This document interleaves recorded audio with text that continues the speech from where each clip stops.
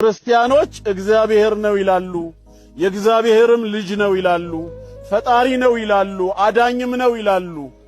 እናንተ ምን ትላላችሁ የሚል ጥያቄ ነው የቀረበው። እኛ ምንለውን ከመግለጻችን በፊት እነሱ እንደሚሉት ራሳቸውን እንጠይቃቸው። ራሱ እግዚአብሔር ከሆነ ራሱ የእግዚአብሔር ልጅ ከሆነ ምንድነው የምንረዳው? እስኪ ኢየሱስ ራሱ እግዚአብሔር ነው የእግዚአብሔርም ልጅ ነው። ጥሩ፣ እሱ የእግዚአብሔር ልጅ ከሆነ አባቱ ማን ነው? ማን ነው? ራሱ ነዋ። ለምን ራሱ እግዚአብሔር ነው ብለውናል። ይሄን እንዳትረሱ። ኢየሱስ ማን ነው? እግዚአብሔር ነው። ከዛ ሳልናቸው የእግዚአብሔር ልጅ ነው አሉን። አሃ ኢየሱስ የእግዚአብሔር ልጅ ነው። እሺ አባቱ ማን ነው? ራሱ እግዚአብሔር ተብሏል። ራሱ ለራሱ አባት ነው። ራሱ ለራሱ ምንድነው?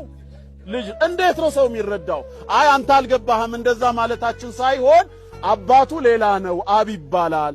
እሱ ደግሞ ወልድ ነው፣ ሌላ ነው፣ ኢየሱስ ይባላል ካሉ ደግሞ ስንት ሆኑ? አሁን ማን ነው ታዲያ ከሁለቱ እግዚአብሔር? እግዚአብሔር ማን ነው? ሁለቱም ካሉን ስንት እግዚአብሔር አለ?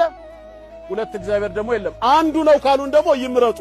አንዱን ሲመርጡት የዛነ ያልተመረጠው እግዚአብሔርነቱ ይሰረዛል ማለት ነው። ካልሆነ እንዴት አድርገን ነው ሰው የሚረዳው?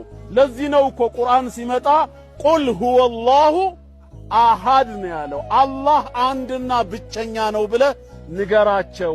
አላሁ ሰመድ ለሁሉ መጠጊያ የሆነ ጌታ ነው። ለም የሊድ አልወለደም፣ ወለም ይውለድ አልተወለደም ማለት። አልወለደም ካለ ምን የለውም ጌታችን? ልጆች የሉትም። አልተወለደም ካለ ምን የሉትም?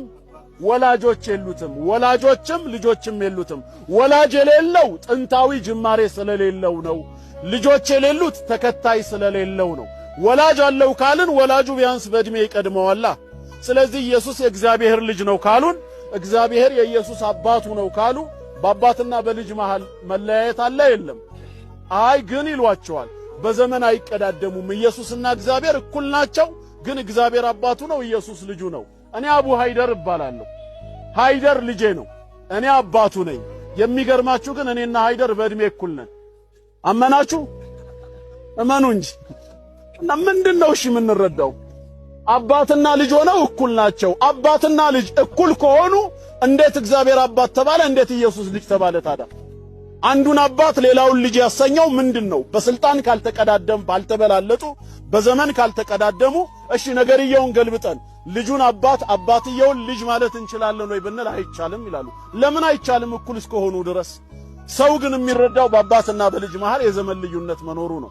እናንተ እኮ በሰው ጭንቅላት ስለምትረዱት ነው ይሉናል። አሃ እናንተ ጋር የተገጠመው የመላእክት ጭንቅላት በምን እንረዳው? አላህ ሰው አድርጎ ነው የፈጠረን።